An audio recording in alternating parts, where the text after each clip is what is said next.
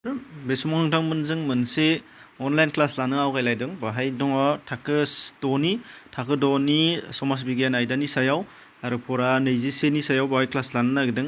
दा नोंथांमोना घाबरायनो नाङा, गुबुन गुबुन फरा एबा गुबुन गुबुन क्लासनिखौबो नोंथांमोना चेनेलाव हाबनानै प्लेलिस्टआव थानानै नायनो हागोन। मोनफा मोनफा जा हायो हेल्प खालामनो नाजागासिनो दङ। दा बेयाव क्लास 6नि दङ, ओंखायनो जायफोरा क्लास 6नि नङा नोंथांमोना शेयार खालामनानै हो आरो गुबुन फरायसा नङिफोरा खालामनानै हो आरो जायफोरा फरायसा एबा जायफोरा क्लास 6नि नोंथांमोनहा मोजाङै थख' थख' नायलांबानो जाबाय आरो बिजाब लाफानानै नायफायोबा साबसिन जागोन। गोबाव खालामाजासे फैदो थांदिनि। दा बाहाय दङ सरकारनि सानखांथि आरो बायदि रोखोमनि सरकार होनदों। दा बाहाय गोलाव माखासे सल'फोरजों फोरमायलांग्रोनाय दङ। दा बेफोरखौ नोंसोरबो गावबा गाव फरायबा हागोन। बेखायनो बाहाय मेन टिम एबा गुबैयै माबेयाव मा दं बेखौल' फारि फारि थख' थख' बुंलांगोन। मानो होनबा नट्सखौबो बुजायनानै होलांगोन आरो नट्सखौ बोरै मोनो दा मोनगोन।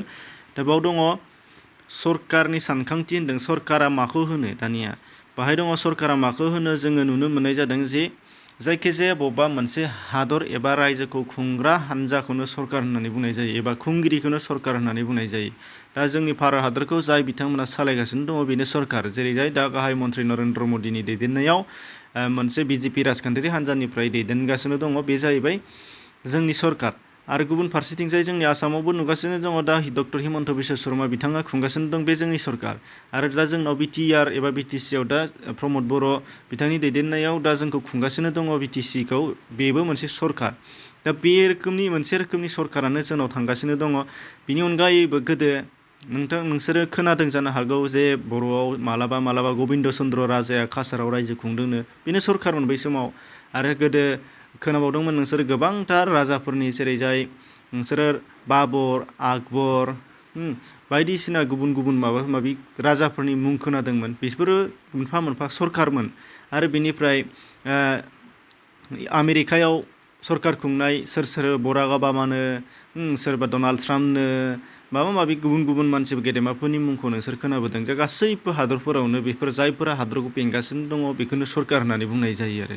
नाथाय सरकारा गोबां रोखोमनि सरकार दङ। आसामाव आं दा खुंनायनि सरकारा आलादा, आरो गोदोनि राजाफोरनि खुंनाया आलादा, आरो गुबुन आमेरिकायाव खुंनाया आलादा, चीन हादराव खुंनाया आलादा, एबा मुलुगनि गुबुन गुबुन हादरफोराव खुंनाय सरकारफोरा आलादा आलादा रोखोमनि दंजोबो। दा बेखौनो सरकारनि बायदि रोखोम होननानै बुंनाय जादों। दा बेयाव मा सरकारनि रोखोम दङ बेखौ फारि फारि नुलांगोन। बिनि सिगां माखासे मोननैसो बाहाय पइन्ट्सफोर दङ जे भारताव गासै 28टा रायजोफोर दङ आरो गंसेनि मिरुजों खुंजानाय ओनसोलफोर दङ होननानै बिजाबाव मख'दों। नाथाय बेयो दा सोलायबाय। रायजोआ 28थायानो दङ, नाथाय मिरुजों खुंजानाया 27नि जायगायाव 8था जाबाय। जेरै जम्मु आरो काश्मीरखौ थांनाय 2019 मायथाइयाव मिरुजों खुंजानाय खालामनानै होदों। बेखायनो आरो बाहाय तेलेंगानाया रायजो गोदान दङ, बेखौ बाहाय सोफानाय जायाखै। बेखायनो 28आनो रायजो आरो 8 मिरुजों खुंजानाय जाबाय। दा बेखौ आं कुइसनाव नोंथांमोननो नट्स हिसाबै बाहाय होखानाय दङ। दा बिनिफ्रायनो मा होनदों बाहाय गोबां बे खर' बाहागोआ सिगांनिया सल'बादिसो जोंना, ओंखायनो बेखौ आङो नांगौ होननानै सानाखिसै। दानिया बाहाय नायदो, बाहायदि दा होनदोंमोन रायजो आरो मिरुजों खुंजानाय। दा बेखौ मिथिनानै लाग्रो।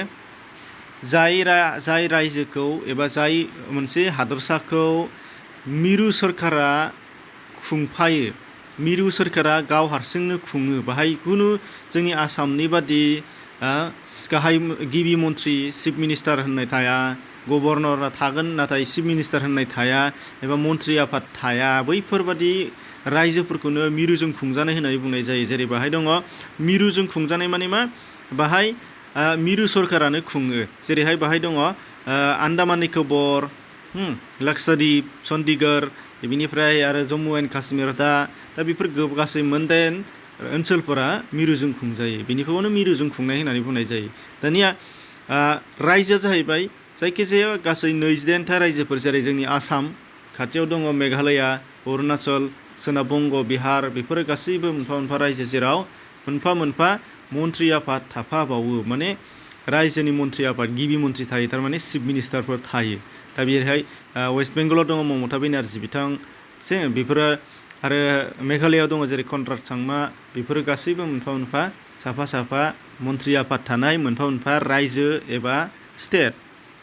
दानिया फैदो माबायदि रोखोमनि सरकारा माबायदि दाना नायनो फैदि बाहाय दङ फार्स्टआव सुबुं खुंथाइ बेनिफ्राय राजखुंथाइ सासेयारि दैदेनगिरिनि खुंथाइ आरो समाज खुंथाइ गासै मोनब्रै बाहागोआव हादर खुंनायनि खुंगिरिफोरखौ रानदों आरो बेखौनो सरकार होनदों। दा फार्स्टआव दङ सुबुं खुंथाया माखौ होनो नायदो। सुबुं खुंथाया जाहैबाय माबे जोंनि भारतआनो मोनसे सुबुं खुंथाइ जाय खुंथाइ राहायाव सरकारा रायजो राजायानो जानो हायो होनदों। नों आंआनो रायजो राजायानो जायो नाथाय नों आंआ जायो माने नों आंखौ रायजो राजायानो सायख'नानै दैथायहरो। दा बेनि सिगां नोंथांमोननो सिगांनि फराफोरावबो आं खिन्थाखांबाय जे जोंनि दानि गाहाय मन्त्रि डक्टर नरेन्द्र मदि बिथाङा दानि गाहाय मन्त्रि नरेन्द्र मदि बिथाङा रावबो नङा बियो बै गावसोरनि ओनसोलनि सोरबानि आदैया मादै आदा बिदा फंबाय एबा जोंनि आसामाव दा डक्टर हिमन्त बिश्व शर्मा दङ बिथाङाबो सोरबा आदै मादै बिनि सिगां सर्बानन्द सन'वाल बिथांमोन गिबि मन्त्रि बेबो सोरबानि आदै मादै जोंनि आंनि आरो दा जोंनाव बिटिसिआव प्रमद बर' बिथां बेबो सोरनिबा आदै मादै नों आंआनो आरोखि नै दाखालिसो मोजां सरासनस्रा मानसिमोन नाथाय दा बियो सरकाराव फैबाय दा बेनो खुंगिरि जाबाय। दा बेबादि दरसे हादराव जुदि नों आं मानसि सरासनस्रा मानसियानो खुङो बेखौनो सुबुं खुंथाइ होननानै बुंनाय जायो। जेरै हिन्दीयाव दङ जोङो गणतन्त्र होननानै बुङो जायखौ इंराजियाव डेम'क्रेसि गण माने सुबुं तन्त्र माने खुंनाय खान्थि बेखायनो मा होनदों सरासनस्रा खुंनाय खान्थिखौनो सुबुं खुंथाइ बुंनाय जायो होनदों। दा नोंसोरबो फरायसाफ्राबो देरनानै उनावहाय लासै लासै मालाबा सोरबाया बेबादिनो मन्त्रि मनला बायदिसिना जाहैनानै खुंग्रा हानजा एबा खुंगिरि एबा सरकार जाहैनो हागोन बियो रोखा सासे नङा सोरबा सासेया जाहैगोन। बेखायनो बेयो सरासनस्रा आरो बेखौ जुदि बिथांमोनहा मोजां मावाब्ला बिथांमोनखौ 5 बोसोरनि उनाव जोङो सोलायनो हायो। जेरै 5 बोसोरनि उनावहाय भट जाफिनगोन मोनफ्रोम 5 बोसोरनि उनाव जेरै थांनाय 5 बोसोराव सर्बानन्द सन'वालमोन नाथाय बेखौ सोलायनानै दा डक्टर हिमन्त बिश्व शर्माखौ होनाय जाबाय। थिग बेबायदिनो गोदोनिफ्रायनो फारि फारियै 5 बोसोरनि उनाव गुबुन गुबुन मानसिफोरा गुबुन गुबुन बिबानाव सरकार सालायबोगासिनो दङ जेरै जोंनि भारतआव। दा भारतआवल' नङा बेबायदि गोबां हादरफोरावनो सुबुं खुंथाइ एबा डेम'क्रेसिया सोलिगासिनो दं होनदों। बेबायदि खुंथाइ राहाखौनो सुबुं खुंथाइ बुंदों आरो जेरै बाहाय भट होनायनि सल' खिन्थादों नैबे सावगारिजों बेखौ नोंसोर फरायदो। मोनसे खोथाखौल' गोसोआव लादो बेनो जोंनि भारत हादराव भट होनांगौब्ला 18 बोसोर बैसोनि जाथारनांगौ। दा नोंसोरो 18 बोसोर जायाखै नालाय ओंखायनो भट होनो मोननाय नङा। 18 बोसोर जाहैनाय लोगो लोगो नोंसोरबो भट होनो मोनगोन आरो जायखौ मोजां मोनो बेखौनो भट होनानै देरहाहोहरनानै बेखौनो सरकार बानायनो हागोन बेखौ उनावहाय मोनगोन। आरो इलेक्सन एबा बिसायख'थि जायोबा भट होनायाव बिमा बिफाफोरजों माब्लाबा नोंसोरबो थांफानो हागोन। थांफानानै नायफा माबादि जायो माबोरै होनाय जायो बेफोरखौ गुमुर मोनगोन आरो नोंसोरनि आइ आफा मामि पापा बिथांमोनाबो खिन्थानो हागोन नोंसोरनो सोंबानो जाबाय। दानिया फैदो राजखुंथाइ। राजखुंथाया माखौ होननाय बुंनाय जायो। राजखुंथाइ माने राजानि खुंथाइ राज माने राजा राजानि खुंथाइ बेयो गोजाम खान्थि दा आथिखालाव फ्राय गैला बियो। दा गोजाम खान्थि एबा राजखुंथाया माखौ होननानै बुङो बे जाहैबाय दरसे हादोरखौ सासे राजायानो खुंनाय। खिन्थु बाहाय बे राजाखौ गुबुन रावबो नों आं नोगोरारिया सायख'नानै होआ। सिगाङाव जाय गोहो दिन्थिनानै राजा जानो हाबाय बेनो राजा जागोन आरो बिनि उनावहाय गुबुना फैनो हाया बिनिनो फिसाज्ला बिदा फंबाय बिनि फोलेरनि मानसियानो जाजोबगोन राजा। बेबादि फारि फारियै फोलेर फारि बादियै खुंग्रा जाबोनायखौनो राजाखान्थि होननानै बुंनाय जायो। आरो राजाखान्थियाव बाहाय रावनिबो खोथाया सोलिया राजानि बागै। राजाया जेखौ होनो बेल' सोलिगोन। राजाया जायखौ जाया होनो बेनो जानाय नङा। राजाया जेखौ जायो होनो बेनो जागोन। पानिशमेन्ट होनाय एबा साजा होनायानो जा एबा खाजोना खांनाय गुबुन गुबुन रोखोमनि जेसेबांनाखि हादर खुंनायाव नांगौ जानाय खामानिफोर दङ बेफोर गासैबो राजानि गोसो बादियै सोलिजोबगोन। दा बेखौनो राजा खुंथाइ होननानै बुंनाय जायो। बेखायनो राजा खुंथाइ समाव नोगोरारिफ्रा उदांस्रि मोननो हाया होनदों। दहायनि डेम'क्रेसि बा सुबुं खुंथाइ रायजोआव नाथाय नोगोरारिफ्रा उदांस्रि मोननो हायोमोन। माने जुदि सरकारा गोसो बादियै सालायोबा नोगोरारिफ्रा बिसोरखौ बोख्लायनो हायोमोन आरो नोगोरारिफोरनो जुदि बायदिसिना मोनथायफोरखौ होआबा सरकारनाव बिनानै लानो हायोमोन। नाथाय राजानि समाव बेबादि नङा। जायखिजाया बुस्थुखौनो राजानि समाव बिनानै लानो हाया। राजाया गोसोबासो होगोन राजाया गोसो गैयाबा होआ। आरो जुदि बिदि बिबाय बायोबा एबा राजानि गोसो गैयिखौ अख्रा खालामोबा राजाया साजासो होयोमोन गोदो। ओंखायनो राजानि खुंथायाव उदांस्रि मोना होनदोंमोन। दा राजा खुंथायनि बागै नोंसोरनो बाहाय आथिखालाव गंगार हाजो एबा भुटान इंलेण्ड आरियाव राजा रानि दासिमबो दंबावो होनदों, नाथाय गोदोनि बादि नंला आरो अब्लाबो हारसिङै खुंनाय नंला। बिनिफ्राय आहम एबा जोंनि आसाम रायजोआव आहमफोरा 600 बोसोर रायजो खुंलांदों, बेखौ गोसोआव लाबानो जाबाय। 600 बोसोर आरो बेखौ गायसनफैदों आहम रायजोखौ स्वर्गदेव सुकाफाया आहम रायजो गायसनफैदोंमोन। जायगानि मुंखौ बाहाय होआखै, जायगानि मुङा जाहैबाय सराइदेव। सराइदेवआव आहम रायजोआ गायसनफैजाजेनदोंमोन एबा आहमफोरा राजथावनि गायसनजेनदोंमोन। सोर? स्वर्गदेव सुकाफाया। दा बे जायगानि नामखौ गोसोआव लाफा, सराइदेव। बेनिफ्राय 600 बोसोर रायजो खुंलांदों बिसोरो, 600 बोसोर। बिनि सिगां गुबुन गुबुन राजाफोरा आसामखौ खुंदोंमोन दखर दखर। कछारि रायजो, मणिपुरि रायजो, कच रायजो, माबा माबि गुबुन गुबुन, बर्मन, बेखौ नोंसोरो उननि थाखोआव मोनगोन, क्लास 7आव मोनहैनो हागौ। बाव गोबां बेबायदि आसामाव मा मा फोलेर रायजो खुंलाङा बेखौ मोनगोन।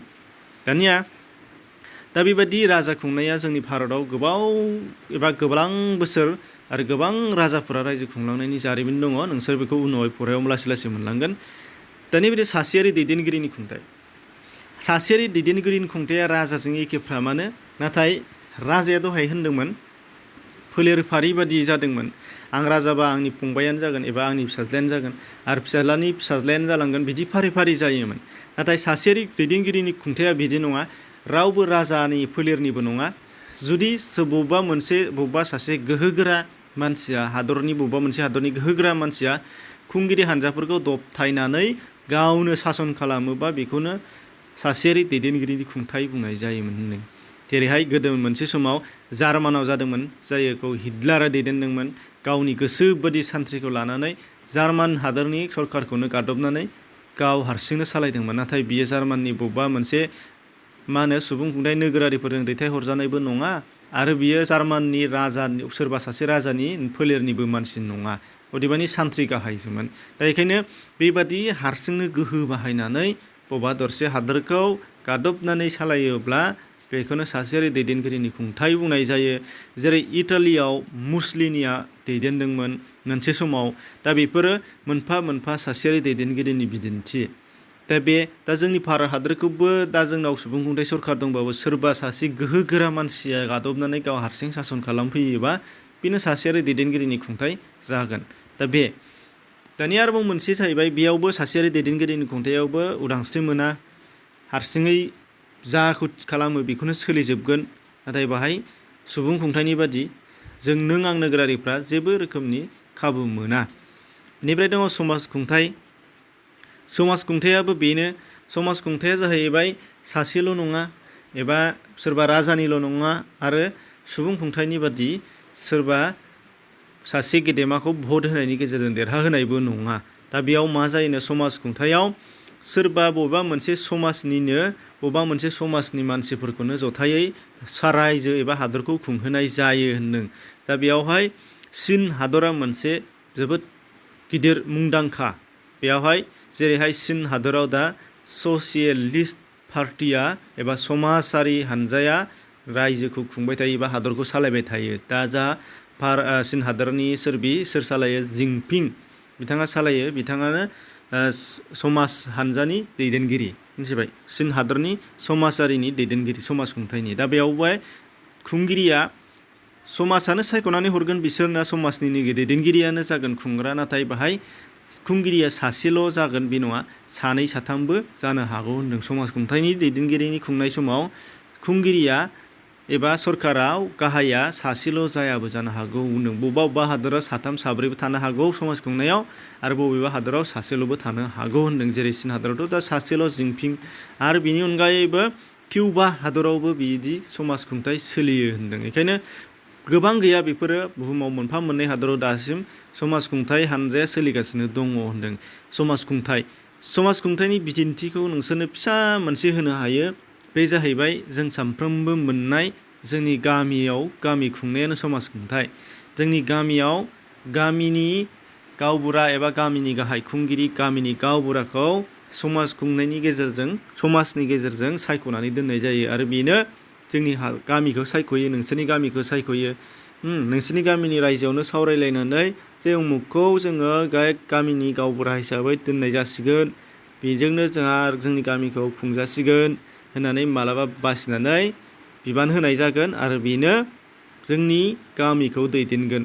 2 बोसोर 3 बोसोर गामि लानानै गामि बोसोर राननानै होनाय जागोन, बेनो खुंगोन आरो बेजोंनो जोंनि गामिफ्रा सालायजागोन। जेखिजाया मेल मिटिं जानाय, खैफोद आफोद जानाय बेनो सामलायजोबगोन आरो गासै बाथ्राफोरखौ मिटिङाव मा खालामगोन गावबुराया फोरमायनानै होगोन, रायजो राजानि गेजेरजों सुसुनजागोन। दा बेनो मोनसे समाज खुंनाय। दा बे फिसा बिदिन्थि नाथाय बेबादिनो हादोरखौबो बेबायदि समाजनि गेजेरजों खुंनायनि गेजेरजों एबा समाजखान्थिनि गेजेरजों खुंनाय जायो होनदों, जेराव चीन हादरनि बिदिन्थि होबाय थादों, नोंसोरनि बिजाबावबो दङ। दा बे अब्ला बुजिनो हाबाय गासै 4 रोखोमनि सरकार दङ। सुबुं खुंथाय, राजानि खुंथाय, सासेयारि दैदेनगिरिनि खुंथाय आरो समाज खुंथाय। बे गासै 4खौबो नोंसोरनो खिन्थानानै होबाय। दा बेखिनियावनो फराया जोब्बाय, नाथाय सोंनाय बिदाङाव गोबां सोंनायफोर दङ।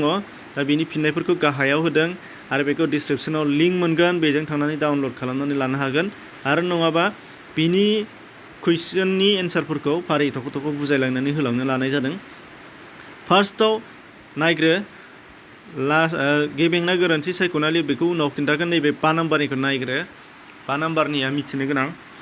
बायेनदां गाहायाव लिरनाय लिरथायफोरा सरकारनि बबे खलबाव गोलैयो? बाक्सुआव सिन हो। माने मिरुआरि सरकारनि अननाय एबा मिरुआरि सरकारनि खोलोबाव गोलैयो ना रायजोआरि सरकारनि खोलोबाव गोलैयो होननानै रानदों आरो। क नाम्बाराव मा होनदों? बाहाय दङ आसाम सोरखारा आबादारिफोरनि थाखाय बेसेन नाङै जोलै आरो हासार जगायनायनि राहा खालामदों होनदों। दा आसाम सोरखार होनदों, आसाम सोरखार मानेथ' रायजोआरि, मिरुथ' नङा जोंनि आसामा, बेखायनो रायजोआरि जागोन बियो। बेनिफ्राय 2 नाम्बार खआव मिरुआरि सरकारनि रेल बिफाना तिनसुकिया आरो दिल्लीनि गेजेराव गोदानै रेलगारि फोनांजाबनायनि राहा खालामदों। होनखादों मिरुआरि सरकार, बेखायनो मा जागोन? बे मिरुआरि सरकारनि गोलैगोन। बेनिफ्राय होनदों भारत सोरखारा पाकिस्तान सरकारजों गोजोनथाव सोमोन्दो लाखिनो नाजागासिनो दङ होनदों। भारत सोरखार मानेबाथ' मिरु, आसामथ' नङा, बेखायनो मिरुआरि जाबाय। बेनिफ्राय दङ गोहआव धेमाजि जिल्लायाव गंसे खुदियानि पार्क गायसननो आसाम सोरखारा थांखि लादों होनदों। आसाम सोरखार होनदों, आसाम सोरखार माने रायजोआरि, बेबो रायजोनि जागोन। बेनिफ्राय होनदों मिरु सोरखारा गोदानै 1,000 रांनि नट बाहायदों। बुंखादों, मख'खादों मिरु सोरखारा होननानै, आरो फैसाखौ जोंनि आसामाव दिहुनखाया, मिरु सोरखारासो दिहुनो, बेखायनो मिरु सोरखार बेबादि आरो। बे गोरलैसोमोन। बेनिफ्राय आरो गेबेंना गोरोन्थि सायख'नाय, बेखौ नाय, बाहायबो नायफिननाया दंखायो, अदेबानि लिरखादों सरकारा खालि मिरु खलबावल' थायोनो, बेथ' नङा, गोरोन्थि। जोंनि आसामाव दङ रायजो सरकार, होमबा बोरै मिरुल थालायखो? 2 नाम्बाराव दङ जोंनि हादराव सुबुं खुंथायारि सरकार दं, बेथ' नंगौ, सुबुंखान्थि सरकार जोंना। सुबुं खुंथाय आरो राजाखान्थिनि गेजेराव फाराग गैया, बेथ' नङा, फाराग खोथार, दहायसो खिन्थाबोबाय। सुबुं खुंथायाव नौनारिया मोनसे गोनां बिफाव लायो, नंगौ, बेयाव सुबुं खुंथायाव नोगोरारिफोरा गाहाय बिफाव लायो, मानो होनबा नोगोरारियानो सरकार जायो आरो नोगोरारिखौनो सरकारा खुङो। सुबुं खुंथायाव हौवा हिन्जावनि भटनि बेसेना समान, बेथ' नंगौ, हौवा हिन्जाव गासिबो भट होनो मोनो आरो 18 बोसोरावनो गासिबो होनो मोनजोबो समान। दा बे नंगौ, मोनसेल' गोरोन्थि फार्स्टनियाल', बेनिफ्राय गासिबो गेबें। बेनिफ्राय दङ माखासे सोंनायनि फिननायफोर, बेफोरखौ फारि फारियै गाहायाव नायलांबानो जाबाय। जेरै बाहाय दंमोन 1 नाम्बाराव सरकार बुङोब्ला माखौ बुजियो होनदों।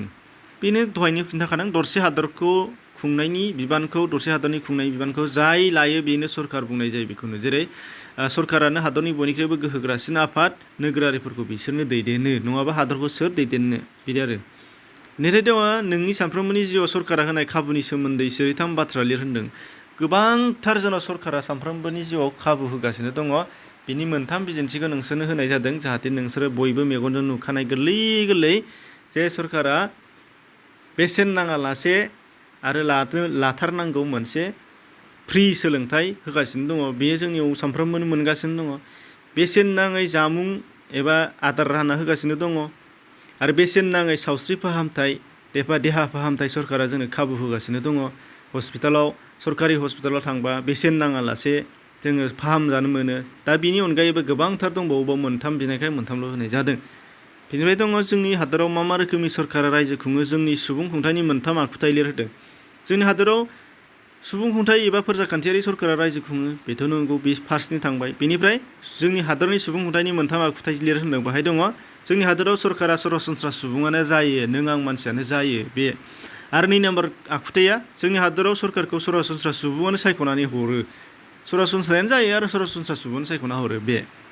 बेनिफ्राय आरोबाव 3 नाम्बार पइन्टआव दङ जोंनि हादराव सरकार खुंनायनि सम सिमाया गाहायै 5 बोसोर 5 बोसोर समजों सरकार खुङो जोंनि हादरनि खुंगिरि सोर गाहाय मन्थ्रिया एबा मन्थ्रि आफादा। बेनिफ्राय अनगायैबो आरोबाव दंबावोमोन जोंनि भारत हादरनि सुबुं खुंथाय राहायाव भट होनायनिया 18 बोसोर बैसोनिफ्राय भट होनो मोनो बेबो मोनसेमोन। मोनथामल' बिदों मोनथामल' होदों आरो गोबां दंबावो। बेनिफ्राय दङ भारतबर्षनि बुहुम सावगारिखौ नायनानै बिनि रायजोनि राजथावनिफोरखौ लाफानानै गंसे फारिलाइ जथाय आरो थाखो खथायाव आलायनानै दोन होनदों। दा बेखौ नोंसोरनो गावबागाव लिरबाबो जायोमोन अदेबानि बेखौ नोंसोरो मोननाय नङा साननानै लिरना होजोब्बाय। दा माखासे रायजोफोरा सोदांजाबाय नालाय बेखायनो बिजाबजों गोरोबजोबा। बेयो राजथावनि आरो रायजो थख' थख' फारिलाइ बानायखादों आसाम मेघालय मणिपुर बेफोर आरो फारसेथिंजाय राजथावनि बेखौ नोंसोरो नायदो। बेनिफ्राय दङ राजखुंथाय आरो समाजखुंथायनि गेजेराव दरफायै थानाय हादरनि मुं लिर होनदों। राजा खुंथाय थानाया दासिम इंलेण्ड राजा गैया रानि नाथाय राजखुंथायजों दङ आरो बे। बिनिफ्राय समाजखुंथाय थानाय दरसे हादरनि मुं दहायनो बुंबाय चीन हादर बे आरो नङाबा किउबाखौबो लिरनो हागोन। बेनिफ्राय दङ गुसुङै फिननाय हो बेसेबां बोसोर बैसोआव भारतनि नोगोरारिया भट होनो मोनो बार बुंगासिनो 18 सासेयारि दैदेनगिरिनि खुंथायाव नोगोरारिया उदांस्रि मोननो हायोना दहायनो खिन्थाबोदोंमोन हाया आरो मानो हाया बुंखाबाय। फारागथि लिर सुबुं खुंथाय आरो राजखुंथाय। दा बाहाय दङ फार्स्टआव सुबुं खुंथायाव खुंगिरिया सरासनस्रा मानसियानो जायो नाथाय राजा खुंथायाव खुंगिरिया फोलेर बादियैसो जायो बेनो मोनसे फाराग। 2 नम्बर फाराग सुबुं खुंथायाव सरकारखौ नोगोरारिया सायख'नो हायो नाथाय राजा खुंथायाव सरकारखौ नोगोरारिया सायख'नो हाया बेबो मोनसे फाराग। 3 नम्बर सुबुं खुंथायनि सरकार सालायनाया थि समाज सिमा थायो जेरै 5 बोसोर होन्दोंमोन जोंनि भारताव गुबुनाव गुबुन बोसोर सायख'यो बबावबा 4 बोसोर सायख'यो नाथाय राजा खुंथायनि सामलायनाय समसिमा थाया राजाया जेसेबांसिम खुंनो हायो एसेबांसिम खुंगोन बे मोनसे फाराग। बेनिफ्राय दङ सासेयारि दैदेनगिरिनि खुंथाय आरो राजा खुंथायनि गेजेराव फाराग। सासेयारि दैदेनगिरिनि खुंथायाव नोगोरारिया उदांस्रि मोननो हाया नाथाय समाज खुंथाय नोगोरारिया आबुं उदांस्रि मोननो हायो। समाज खुंथाय आरो सासेयारि दैदेनगिरिनि बेलायाव फाराग बे मोनसे। सासेयारि दैदेनगिरिनि खुंथायाव सरकारा सासेल' जायो नाथाय समाज खुंथायाव सरकारखौ नोगोरारियासो थि खालामो। सासेबो जानो हागौ 3 4बो जानो हागौ 7बाबो जानो हागौ बे बेखायनो। बेनिफ्राय दङ सासेयारि दैदेनगिरिनि खुंथायाव खुंगिरिया गादबनानै सोलिनो हायो नाथाय समाज खुंथायाव खुंगिरिया गादबना सोलिनो हाया मानो होनबा समाजासो दैदेनगिरिखौ सायख'नानै हरो। दा बे आरो गेबें फिननाय बेफोरखौथ' दहाय खिन्थाखांखाबाय गासैखौबो। दा बेखिनि आरो बिनि उनावहाय माखासे दाजाबदेर एबा एडिसनेल कुइसनफोर होनाय जादों बिसोरखौ नोंसोरो लिरख'नानै लादो फारि फारियै थख' थख' मोनफा मोनफा बेखौ फरायबाय थाला। डिसक्रिपसनाव लिंक दं बेजों डाउनलड खालामनानै लादो आरो गुबुन फरा गुबुन क्लासनि क्लास नोंथांमोना डिसक्रिपसनाव मोनगोन आरो नङाबा प्लेलिस्टआव हाबनानै नाय। जेसेबां हायो शेयार खालामना हो जाहाथे बयबो मोनहैनो हायो। गोजोन्थों।